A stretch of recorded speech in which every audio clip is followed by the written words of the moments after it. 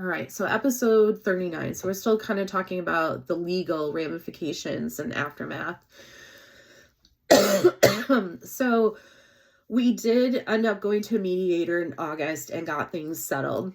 And his only pushback was financial stuff. Yeah.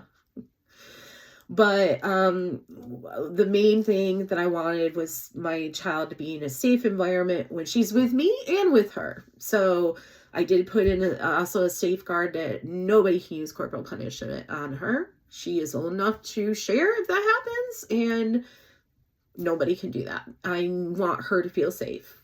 I need her to feel safe. And so that is in there. The other thing is, I don't know if this is a whole US thing, but in Georgia, they have it where you have 4 things that usually the parent that the child is in custody of most of the time gets like decision making on education and health things. And then they have like what is it, religion and extracurricular. Usually the child who's with, well, if it's 50-50, they split it. Like maybe one gets health, one gets education, the other gets religion, and the other gets extracurricular. But since she is with me like pretty much most of the time, we asked for all 4 areas and he didn't ask for anything different. So I'm final decision maker in all areas. We do have 50-50 joint custody. We have a visitation schedule. Another thing I strongly recommend is a parenting app.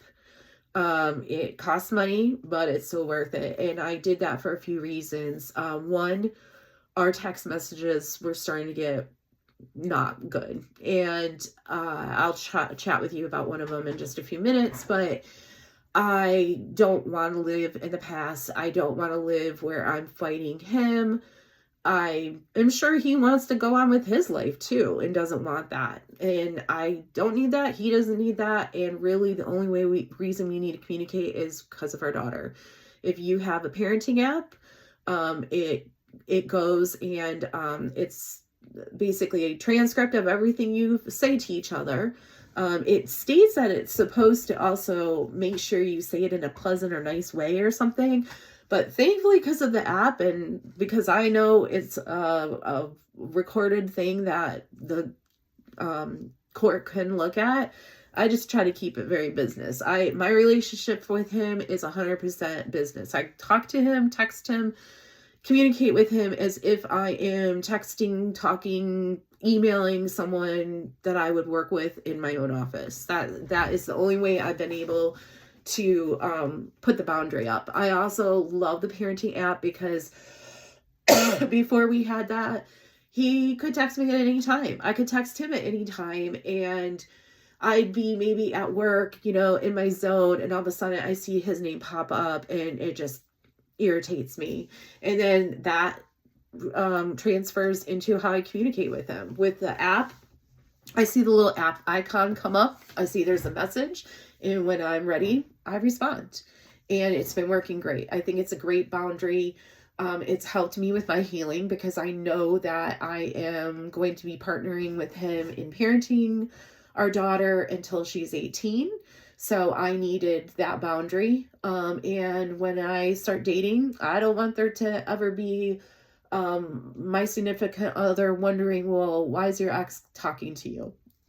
It's a parenting app. It's just get it, please. I also love it because there's a calendar, so you can put visitation in it, and you can post all your receipts for reimbursement in it too. There's other things you can do, but those are the main things we do is communication, the calendar. I put in their contacts like her classroom teachers, her doctors, copies of the insurance cards that I have for her, all that stuff. So highly recommend it. If you want no more information, let me know. But I did have a situation earlier this year before we went to mediation and settled everything where a text just got way out of hand between the two of us. So a lot of the things what he was doing was communicating through our daughter to me about visitation and stuff. I'm like, that's not gonna happen. It is not the responsibility of a child in elementary school to communicate adult things. Not happening. So she was on the phone with him one day, had it on speaker, and I overheard him say something about seeing her on Saturday. And I was like, whoa, wait, what do you mean? You haven't told me this.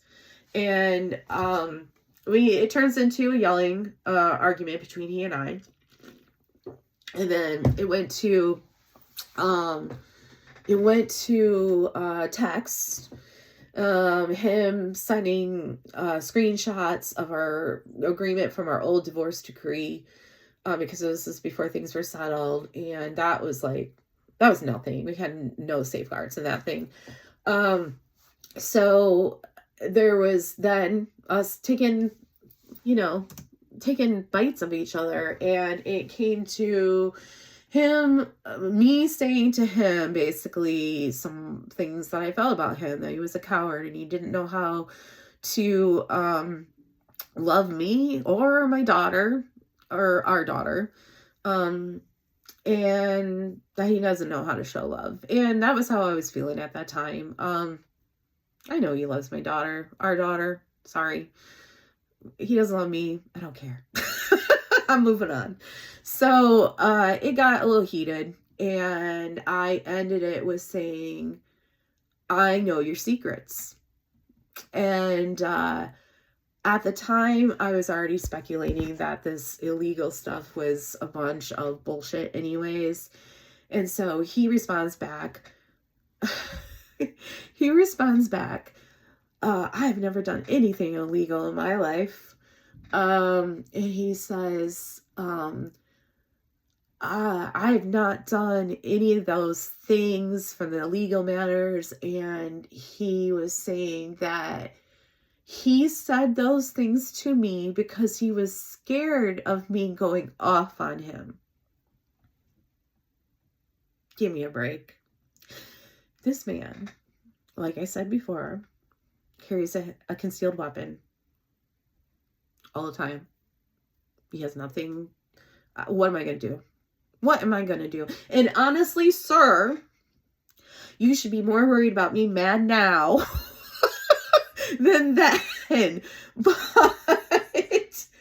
really. So you think my mental health, I was going to go off on you.